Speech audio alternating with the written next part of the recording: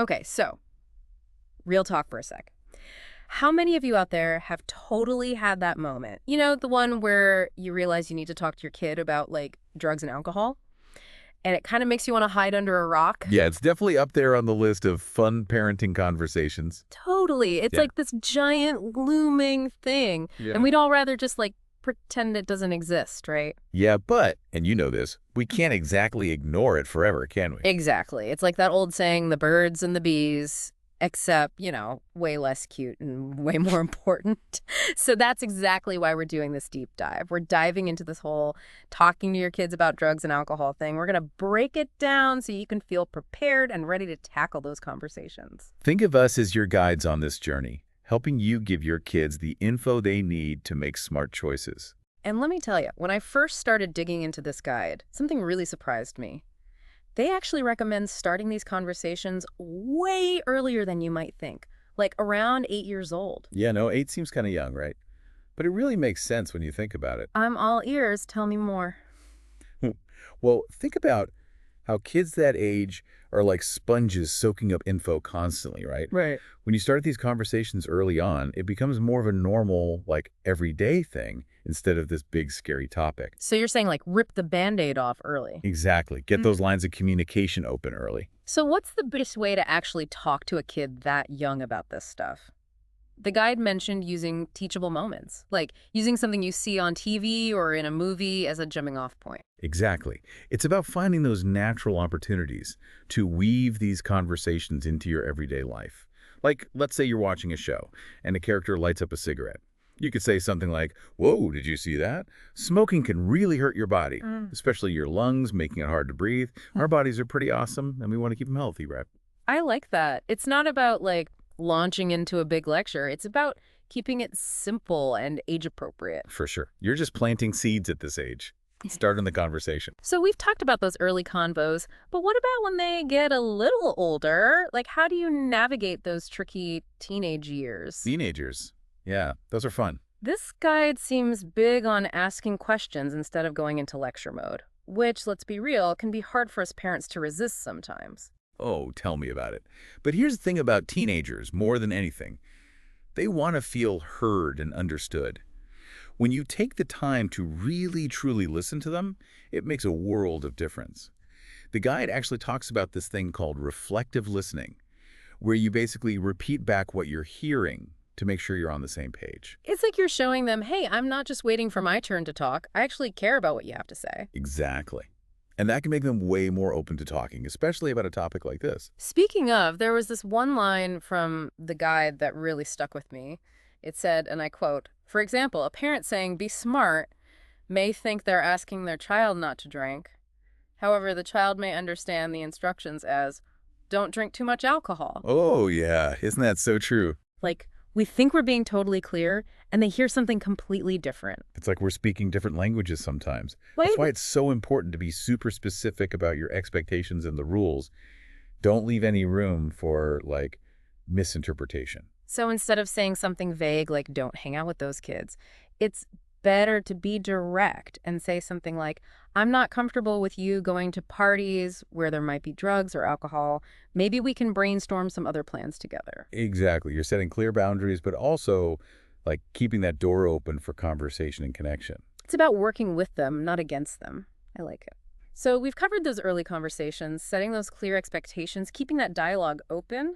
But what happens if, like, despite our best efforts, we start to think, uh-oh, I think my kid might be experimenting with drugs or alcohol? That's a tough one, right? Totally. And the guide does have a whole section on recognizing the signs. But those lists can sometimes feel overwhelming, you know? Like you start second guessing everything. Oh, absolutely. And you're right. We don't want to be jumping to conclusions based on, like, one little thing.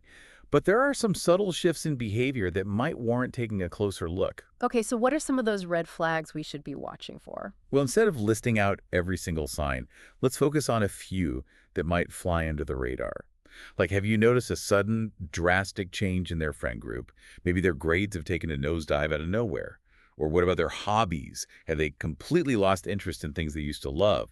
These things don't automatically equal drug use, but they could be signs that something's up. So it's less about freaking out over every little thing and more about like trusting your gut if you notice a big shift in their usual behavior. Exactly.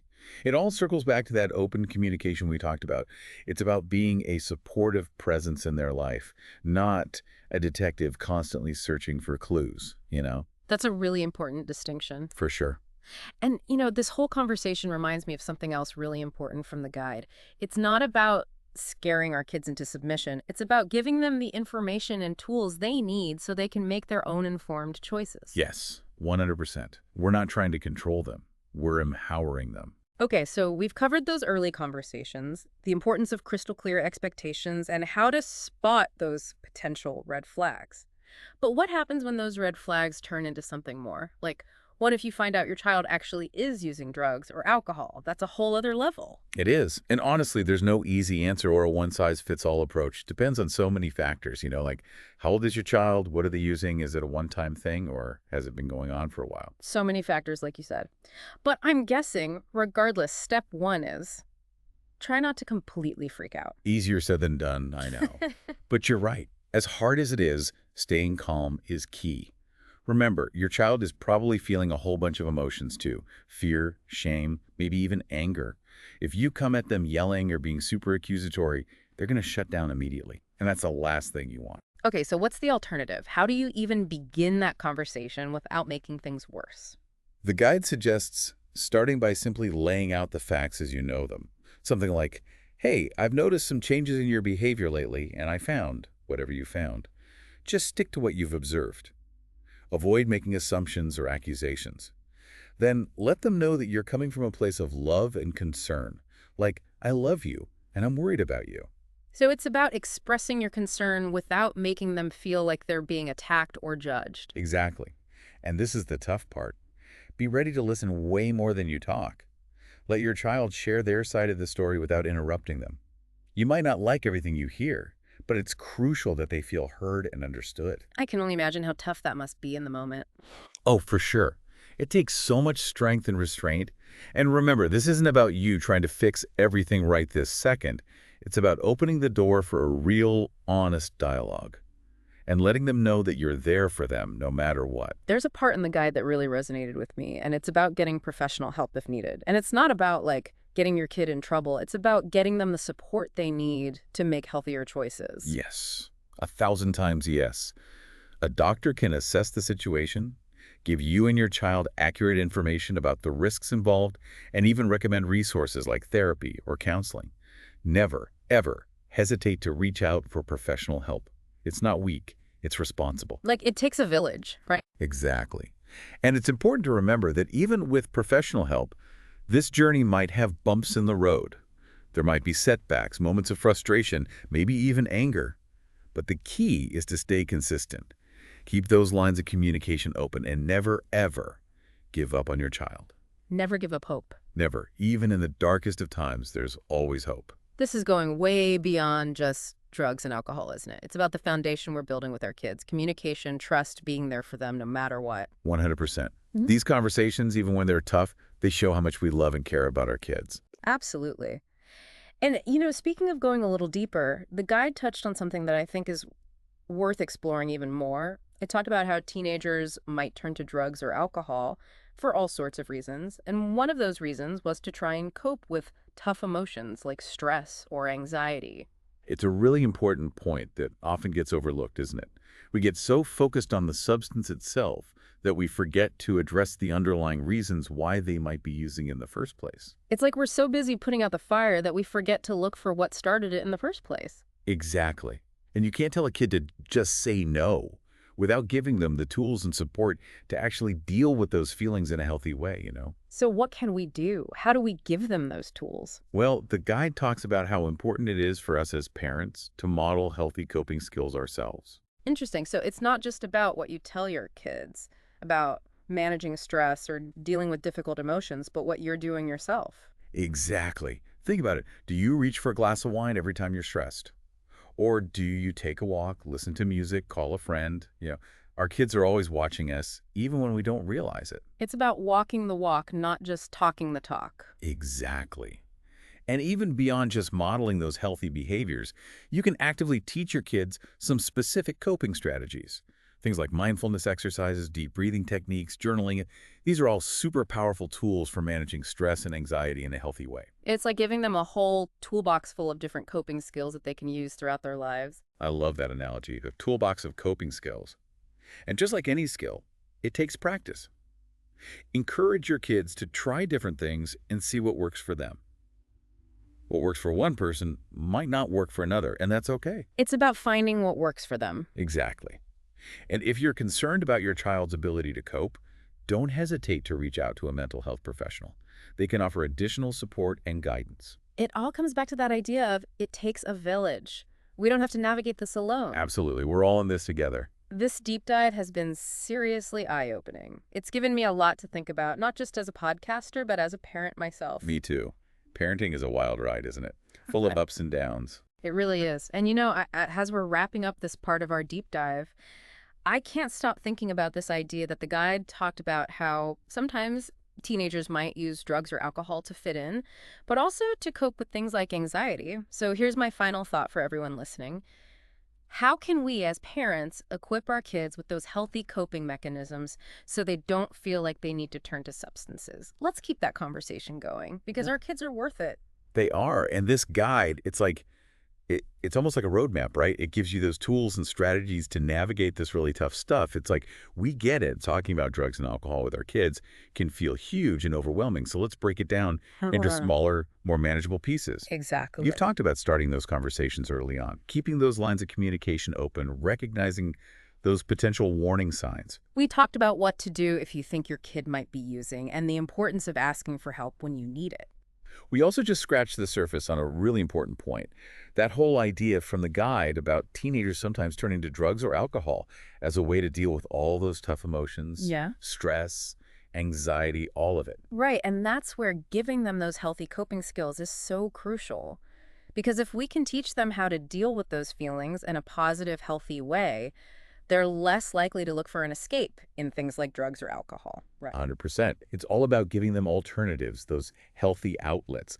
Like instead of reaching for a substance when they're stressed, they have a whole toolbox full of healthy ways to process and manage those big feelings. Yeah, and you know what really hit home for me? That part about how we as parents need to model those healthy coping strategies in our own lives. It's so true, right? I remember reading that and being like, okay, wait a minute. How often do I reach for a glass of wine when I'm stressed out? We can't tell our kids to do one thing if we're not doing it ourselves. Actions speak so much louder than words. Yeah. Right? If your kids see you reaching for a healthy coping mechanism when you're feeling overwhelmed, whether it's exercise or taking a break or spending time in nature, whatever works for you, you're showing them that it's possible to deal with tough emotions without resorting to substances. You're setting the example. It's that whole do as I do, not as I say thing, but in a good way. And the great thing is there are so many different tools in that coping skills toolbox. There's mindfulness, meditation, deep breathing techniques, journaling, spending time with loved ones, making sure you get enough sleep. The list goes on and on. It does. And one thing that's really important to remember is that what works for one person might not work for another. Encourage your kids to try different things and see what helps them feel more grounded and balanced. It's about finding what works for them. And as parents, we're in a unique position to really help our kids figure out what their triggers are, those situations or emotions that tend to lead to them wanting to reach for an unhealthy coping mechanism. Totally. And once you know what those triggers are, you can work together to come up with a plan for how to deal with them in a healthy way. Exactly. It's about having a game plan. Like, okay, when you start to feel this way, here's some things you can try. Exactly. And it's not about having all the answers right away either. It's okay to make adjustments along the way. The most important thing is that your kids know you're there for them no matter what. Yes, that's what it all comes down to, that connection, that open communication. And this guide really emphasized that. It wasn't just about giving parents information. It was about reminding them that they're not alone in this. There is support out there, whether it's a therapist or counselor, a teacher, another family member, a friend. Absolutely. We all need support sometimes, especially when it comes to these big, important topics. It takes a village, right? And that village includes mental health professionals who can offer guidance and support for both you and your child. Couldn't agree more. They can offer a safe and confidential space for your child to talk about what's going on and help you come up with strategies for supporting your child's mental health and well-being. As we wrap up this deep dive, one thing keeps sticking with me, this idea of meeting kids where they're at. Because that's really what it's all about, isn't it? It's not about lecturing them or forcing our beliefs on them. It's about being present, listening with an open mind, and giving them the tools they need to make their own healthy choices. Beautifully said. Meeting kids where they're at.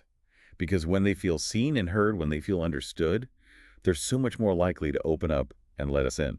And that's when those really meaningful conversations can happen. So to everyone listening, if there's one thing you take away from this deep dive, let it be this. You've got this. You are not alone in this journey.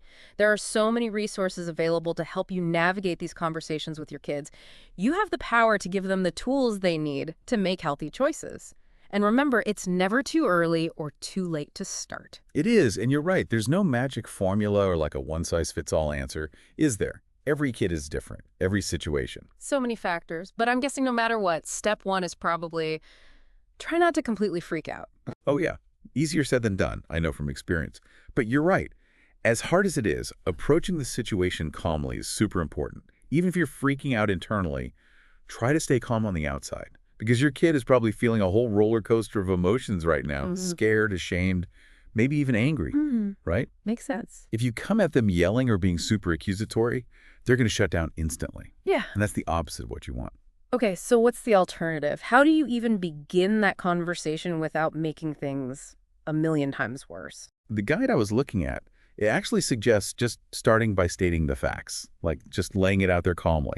Something like, hey, I've noticed some changes in your behavior lately and I found, whatever you found. Just stick to what you've observed. Try to avoid making assumptions or accusations at this point, and then let them know that you're coming from a place of love and concern, like I love you and I'm worried about you. So it's about expressing your concern without making them feel like they're being personally attacked or judged for what's going on. Exactly. And this is the part that I think is probably the hardest. Be prepared to listen way more than you talk. Yeah. Let your child actually share their side of the story without interrupting. Even if you don't like everything you're hearing, it's so important that they feel heard. I bet that takes an incredible amount of restraint in the heat of the moment. Oh, it absolutely does. It's not easy. And remember, this isn't about you trying to fix the problem this very second. It's about opening the door for a real, honest dialogue and letting them know that you're there for them no matter what. There's this section in the guide that really spoke to me, and it's about knowing when to bring in some professional help. And it's not about getting your kid in trouble, but about getting them the support they need to actually make those healthier choices. Yes, 1,000 times, yes. Sometimes you need backup, and that's more than okay. A doctor can really assess the situation, give both of you accurate information about the risks involved, and even recommend some really great resources like therapy or counseling. Seriously, never hesitate to reach out for help when you need it. It takes a village, right? Exactly. And it's also important to remember that even with professional help, this journey might not be a straight line. Yeah. There might be some setbacks, moments of frustration, anger even. But just keep at it. Oh, okay. Keep those lines of communication open and never, ever give up on your child. Never give up hope. Never. Even in the darkest of times, there's always hope. What we're talking about here, it goes way beyond just drugs and alcohol, doesn't it? It's really about the foundation we're building with our kids, communication, trust, showing up for them no matter what. 100%. I think these conversations, even when they're really tough, are a testament to how much we love our kids and how committed we are to them. Absolutely. And, speaking of going a little bit deeper, the guide I was reading, it touched on something that I think is worth unpacking even more. It talked about how teenagers might turn to drugs or alcohol for a million different reasons. And one of those reasons is to try and cope with those super intense, difficult emotions like stress, anxiety, all of that. It's so true. And unfortunately, I think it's something that often gets overlooked. We get so focused on the substance itself that we forget to really look at what's going on underneath the surface. Yeah. It's like we're so busy trying to put on the fire that we forget to figure out what even started in the first place. Totally. And you can't just tell a kid, just say no, without giving them some other tools, some healthier ways to actually deal with those really tough emotions, right? You're exactly right. They need other options, other ways to cope. Okay, so then how do we give them those tools? What can parents really do? Well, one thing this guide really stressed was how important it is for parents to model healthy coping skills in their own lives. Walk the walk, don't just talk the talk. Oh, interesting. So it's not just about what you tell your kids about handling stress or those tough emotions. It's about what you're modeling for them every single day. Exactly. It's about thinking, okay, what do I do when I'm feeling stressed out? Do I reach for a glass of wine or do I go for a walk? Do I call a friend? Do I put on some music? Our kids pick up on that stuff whether we realize it or not. They're little sponges, always watching. Exactly. And even beyond just modeling those good, healthy behaviors, you can actively teach them some specific coping strategies. Things like mindfulness and meditation, trying those deep breathing exercises, journaling. There are a lot of tools out there. It's like giving them a whole toolbox full of different coping skills that they can experiment with and figure out, okay, what works for me? What actually helps me feel better? A toolbox of coping skills. I love that. And just like any skill, those things take practice, right? Encourage your kids to keep trying different things. What works for one person might not work for another, and that's more than okay. It's about finding what works for them. Exactly. And as parents, we can really help our kids figure out what their triggers are. Those situations or those emotions that tend to make them want to reach for those unhealthy coping mechanisms. Right. Like if they can start to recognize those patterns, it's like, okay, what are some things they can do instead? Exactly. Having that game plan can make a world of difference. Okay, when you start to feel this way, here are a few things you can try. Let's see what happens. I love that. It takes the pressure off trying to be perfect. For sure. And it's okay to adjust things as you go. What matters most is that your kids know you're there for them no matter what. Yes, 100%. That unconditional support makes such a difference. And this guy did such a good job of highlighting that it's okay to ask for help when you need it too. Right. It's not just about giving information to parents. It's about reminding them that they don't have to go through this alone. Exactly.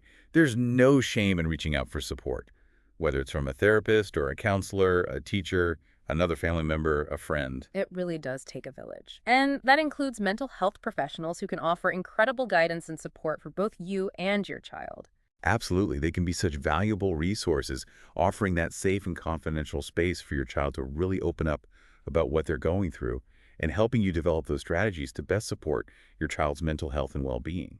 As we start to wrap up this deep dive, I keep coming back to this idea of meeting kids where they're at, because that's really what it's all about, isn't it? It's not about lecturing or forcing our ideas on them. It's about showing up, being present, listening with an open mind, and giving them the tools they need to make those healthy choices for themselves. So well said. Meeting kids right where they're at, with compassion, with empathy, with understanding. Because when they feel seen and heard and understood, they're so much more likely to let us in and really have those meaningful conversations with us. And that's what it's all about. So to everyone listening, if there's one thing you take away from this whole conversation, let it be this. You've got this. You are not alone on this journey. There are so many incredible resources available to help you navigate these conversations with your kids. And you have the power to equip them with the tools they need to make healthy choices. And remember, it's never too early or too late to start. Thanks for joining us for this deep dive, everyone. We'll see you next time.